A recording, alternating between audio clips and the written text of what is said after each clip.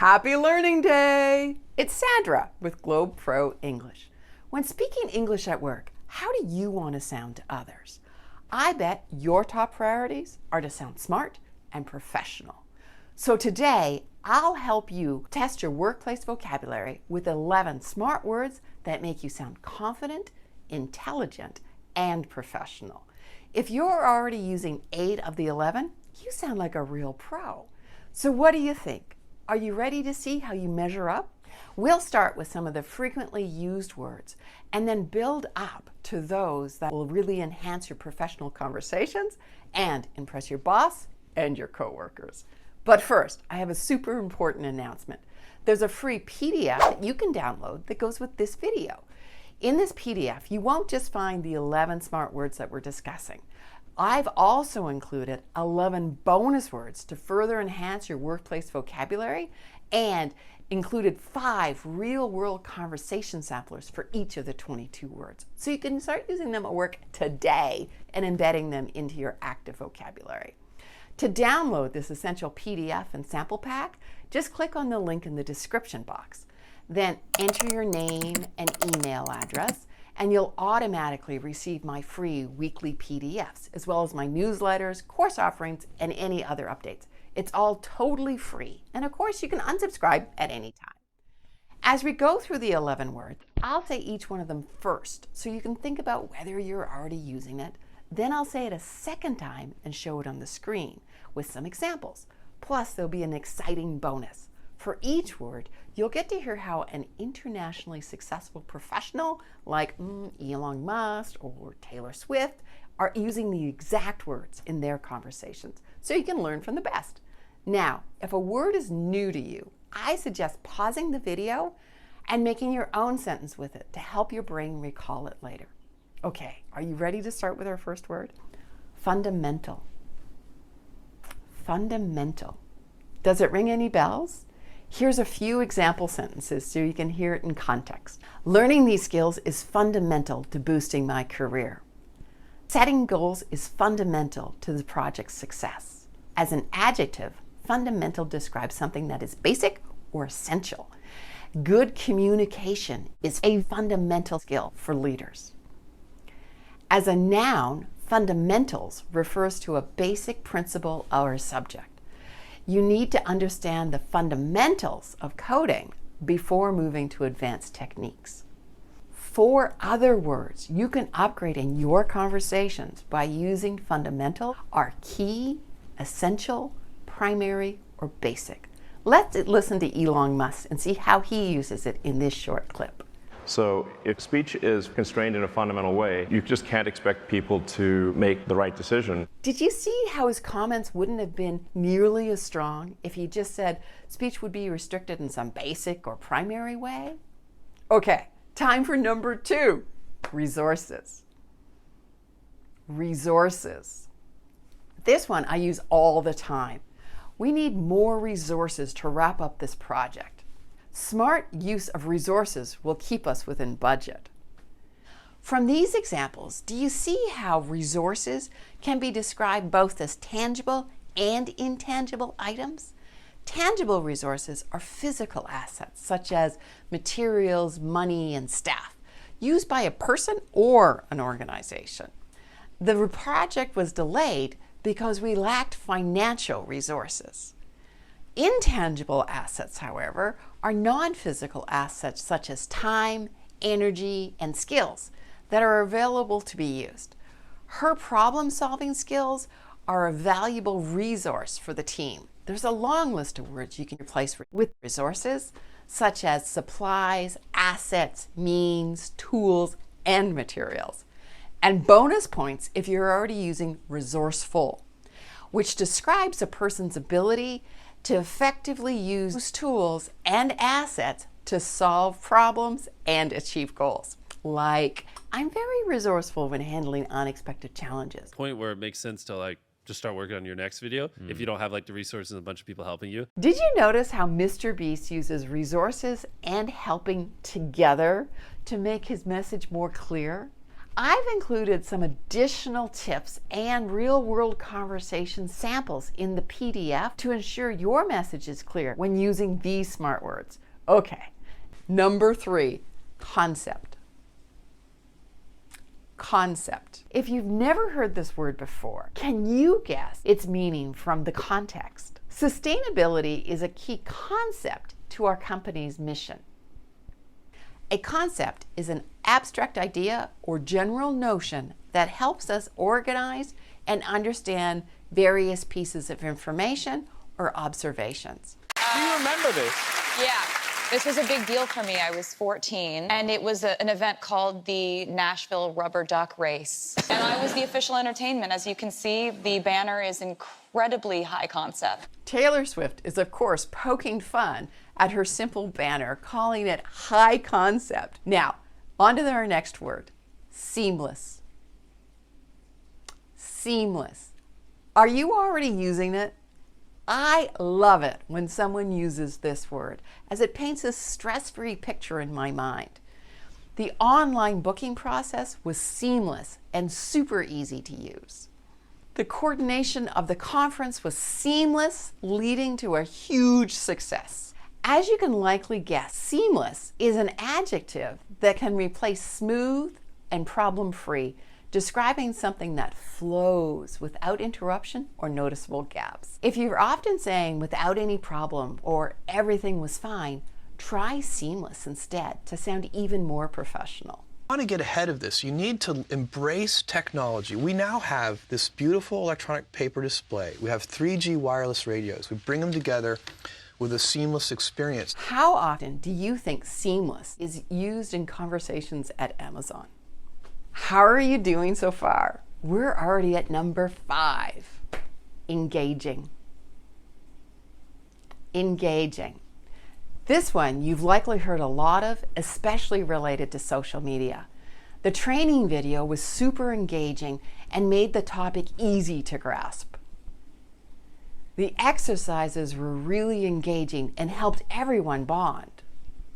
You can use this adjective to describe something including people that captures and holds attention. Also, activities or concepts that actively involve or excite people. Her engaging style made conversation enjoyable and memorable. We're going to try to understand how this car engine works. We're going to take it apart. So what do we need to do to take it apart? Well, we need a wrench, we need some screwdrivers, we need a hoist and a pulley. That's engaging. If you're not already using engaging, I challenge you to try to use it like Elon did the next time you have to share an example at work. Our next word, optimized. Optimized. It's optimized, not optimized. Emphasize that ED sound so it's pronounced as a D. Blend smoothly with the Z that comes before it. Optimized. Optimized. How often are you using this one? Here's a few examples of where you could be using it at work. In a meeting, we could say, we optimized the store layout to improve our customer flow and increase sales. In an operations review, we might say, the kitchen's processes were optimized to ensure faster service during peak periods. This adjective describes something that has been improved to its best performance. As you can tell, if you look at our channel, like obviously we're very analytically optimized. I think it might be an understatement when Mr. Beast says he optimized his analytics. He has more than 299 million subscribers on YouTube. I can't even begin to get my brain around how many analytics that would involve. Okay, number 7, roadmap. Roadmap. Apart from using roadmap to describe an old school paper map for navigation, how could you use this term in your work conversations? How about I created a roadmap to boost employee engagement over the next year? I tweaked the roadmap to better match our new sales targets. You can use roadmap to upgrade words like plan, guide, or steps. Roadmap means to plan a strategy or to show the steps and milestones needed to complete a project or reach a goal. As a bonus word, if you want to be really fancy, you can also switch out roadmap for blueprint. We need a clear blueprint to navigate through this project. That's not on our roadmap today, so I don't know. I picked this clip as it reminds us that not everything should be on a roadmap. Ready for the next word? Vision. vision. I know you know this noun as it relates to eyesight and seeing, but how can you use it in your work conversations? Let's look at some examples. Our vision for the product is to shake up the market in the next 2 years. Her vision for her career includes gaining international experience and moving into a leadership role. With this meaning, vision can be an upgrade for words like goal, dream, and plan. And it means that it's a clear and compelling plan or goal outlining what an individual or organization aspires to achieve. You know, I came to work for Mark Zuckerberg 14 years ago this month. He was 23 years old. And even at 23, his vision was not days or weeks. It was decades. Sherly certainly paints a picture of Mark Zuckerberg being visionary, which is another bonus word. You can use visionary as an adjective, describing someone who is forward-thinking and has innovative ideas. A visionary leader spots changes early and gets the company ready for future challenges. Or, as a noun, to describe a person who has a plan for the future that is significantly different than it is in the present. Steve Jobs was visionary and revolutionized the technology industry. How about this one? Transparency. Transparency. As you likely know, transparent is something you can see through. So how could you use transparency to sound more confident at work? Being transparent about our project issues will help us tackle them together. His lack of transparency led to confusion among the team. So this noun refers to the practice of ensuring all actions and decisions are open and clear, which means being honest and straightforward. Government's transparency helps maintain public trust. You can replace openness, clarity, and honesty with transparency. For 14 years, we have been shy about disclosing numbers. Amazon is a public company, isn't it? It's a public and this company. is one division of Amazon. Yeah, there's certainly no obligation. No, you have no obligation No to do it, but I'm obligation to saying, disclose you know, in this. a world today of transparency, I think Jeff certainly is feeling the heat of transparency in this part of his interview. Oh, we're nearly done. Number 10 already. Pivot. Pivot. Of all the words on the list, I think pivot is my personal favorite. Are you already using it? If not, make sure to really focus on that V sound when you're pronouncing it, as you want that V to be really clear and sounded. And that O is pronounced as that schwa sound, which is that very short, relaxed pivot, pivot. During the meeting, he smoothly pivoted the conversation to the budget. With the latest research, we effectively pivoted our treatment plan. As a verb, it means to change directions, to turn, or to rotate. My team pivoted the product design after the feedback. As a noun, pivot can also be the central point or factor.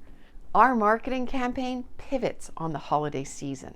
Well, then COVID happened, so she had to pivot, and she started selling activity boxes. Shirley could have said shift, turn, or change, but do you see how pivot is the perfect word in her story? And finally, we've arrived. Number 11, scale. Scale. And no, I'm not suggesting you bring your bathroom scale to work. But how could you use scale to enhance your workplace conversation? Let's see if these examples give you a clue. The company plans to scale its operations worldwide. We need to scale our efforts to meet demand. As a noun, it means size, level, or extent of something. The scale of the project is larger than we thought. But what makes scale the most useful word is that we can talk about it either increasing or decreasing something. The startup wanted to rapidly scale its operations over the next 5 years. They decided to scale down the team to reduce costs. And because of that, it lets you upgrade and replace lots of words like expand, grow, increase, enlarge, broaden, or reduce, decrease, shrink, cut back, and downsize. So if they're much more efficient, then that would be a really clean, scalable solution. Okay, this brings us to the end of today's test. So, how did you do? How many of these smart words are you already using? And of course, which one is your favorite? Let me know in the comment section below. And as I've said, there's 11 more words in the PDF that go into loads more details, and you'll also find the real-world conversation samples for each of the 22 words. So you can start using them today at work and embedding them into your active vocabulary. I think you're going to find it to be a useful resource. Just click on the description box to join the mailing list and get it in your inbox right away. I'll see you next time for another Globe Pro English lesson. And until then, happy learning. Bye-bye now.